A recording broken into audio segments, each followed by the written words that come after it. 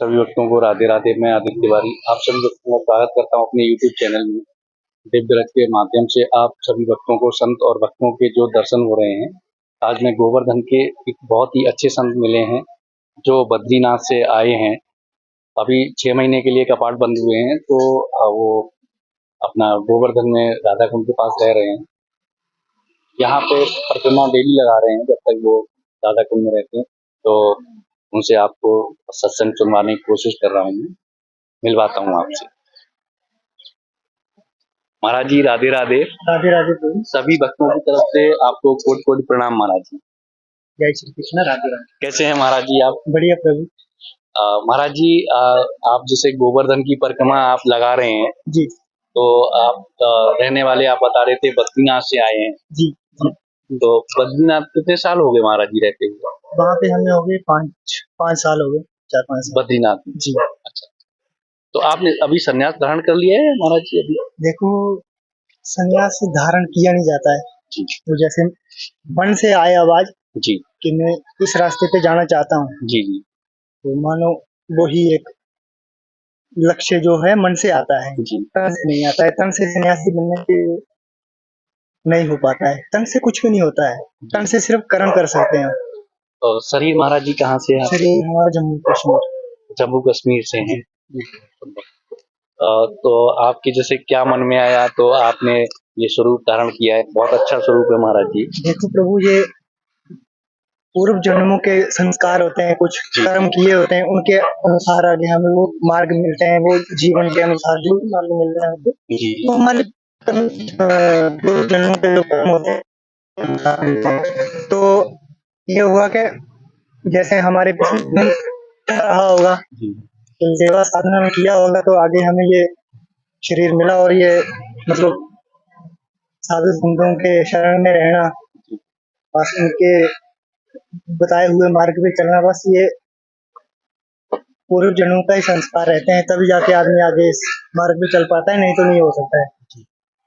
महाराज जी जैसे आप है ना, आपने जो शिक्षा ली है वो कौन से स्कूल में ली है या गुरुकुल में ली है? नहीं, हम सरकारी स्कूल में गए नहीं, नहीं गुरुकुल में गए। बस अपने थोड़ा बहुत जो भी सेवा की अपने घर में की, माता पिता की। जी जी उसके बाद गुरु की शरण में आए। बस उनके सत्संग जैसे वो सब एक अकेले अकेले को तो नहीं बताते थे कि ऐसे करना है वैसे करना है। जो भी जितनी भी संगत रहती थी हमारे गुरु जी के साथ, तो उनमें बैठ के जो भी वो मतलब शिक्षा देते थे, जो भी वो सत्संग, जो भी ज्ञान की बातें करते थे, बस उनको ही फॉलो करते करते बस ऐसा रहा।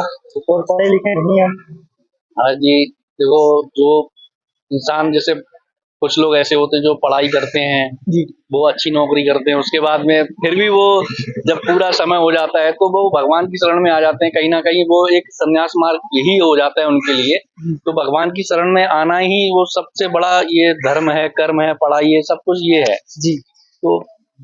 तो जैसे आपने बताया कि आपको कितने साल हो गए होंगे महाराज जी? अभी 9-10 साल हुए, 10 साल। अच्छा, बहुत सुंदर। तो महाराज जी कैसे भगवान की कहीं ना कहीं लीलाओं के दर्शन तो हुए होंगे महाराज जी, तो कुछ अनुभव बताएं महाराज जी।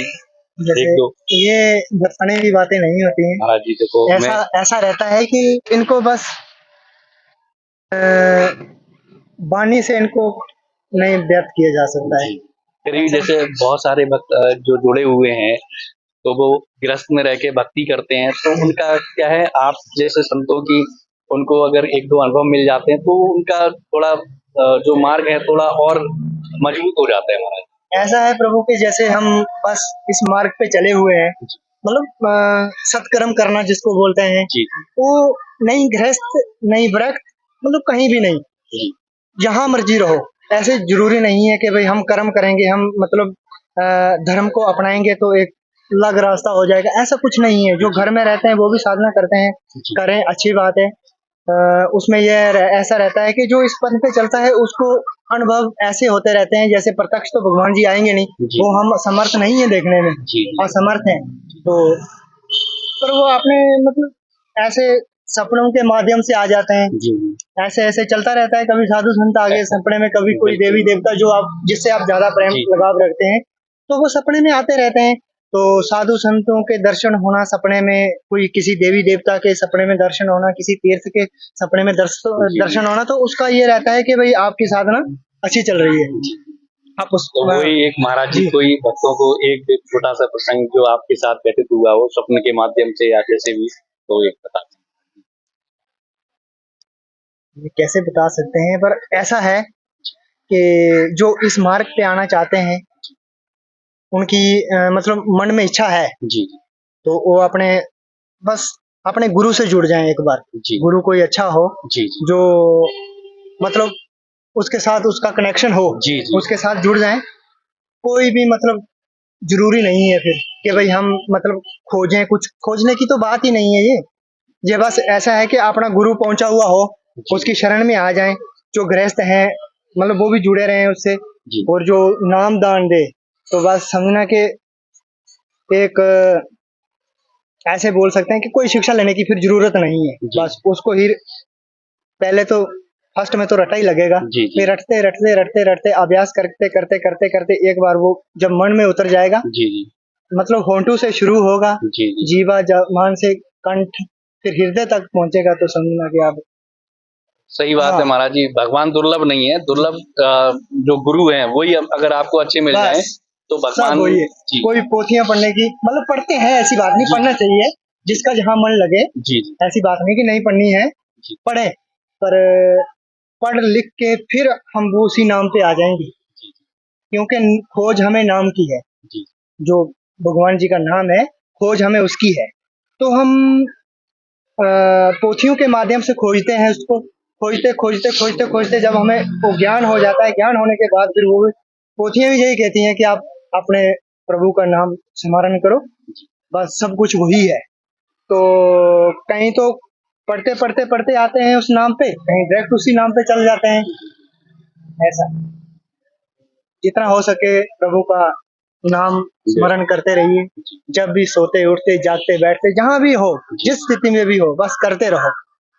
ये हमारे गुरुदेव का कहना है, जी और हमारे गुरुदेव भी जम्मू कश्मीर के ही हैं। जी वो 56 टन का भोग लगाते हैं अपने राधा रानी जी को, अच्छा 156 टन फलों का, जी जी और 40 यज्ञ किए उन्होंने, बद्रीनाथ जी में रह के उन्होंने तपस्या की है। हाँ, तो वो भी पढ़े लिखे नहीं है, बिल्कुल बिल्कुल पढ़े लिखे नहीं है, और उनको भगवान जी की प्राप्ति हुई। फिर उसके बाद जब जग सेवा के लिए भगवान जी से किए प्रश्न, तो भगवान जी ने कहा कि भाई आप यज्ञ करो, सबको सतमार्ग से लाओ। तो उसी सेवा में हमारे गुरु जी लगे हैं। तो फिर जैसे थे, हम गाँव के ही थे, तो जैसे वहां जाके उन्होंने यज्ञ किया, फिर हमें भी पता चला, फिर हम भी आए उनके पास।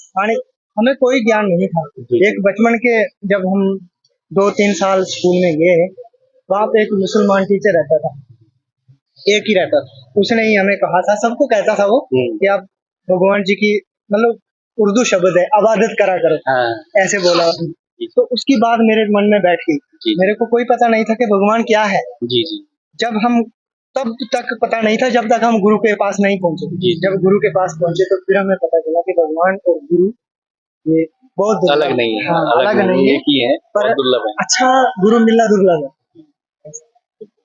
तो यहाँ से जैसे गोवर्धन से बद्रीनाथ सीधे जाएंगे फिर आप? नहीं, बद्रीनाथ जी मई में खुलता है, अच्छा तब वो जाएंगे, 6 महीने के लिए बंद रहता है, 6 महीने के लिए तो तब खुलता तक है। आप यहीं रहेंगे? जी, ऐसा नहीं कह सकते कि एक जगह रहेंगे, क्या पता कहाँ रहेंगे, कोई जी बहुत सही, एक पक्का ठिकाना नहीं रहता है कि कहाँ रहना है, क्या रहना है। बहुत अच्छा लगा। राम राम, राधे राधे। जय तो सबको ये संदेश है कि तो सबको सद्बुद्धि दे, हमें भी सद्बुद्धि दे। जय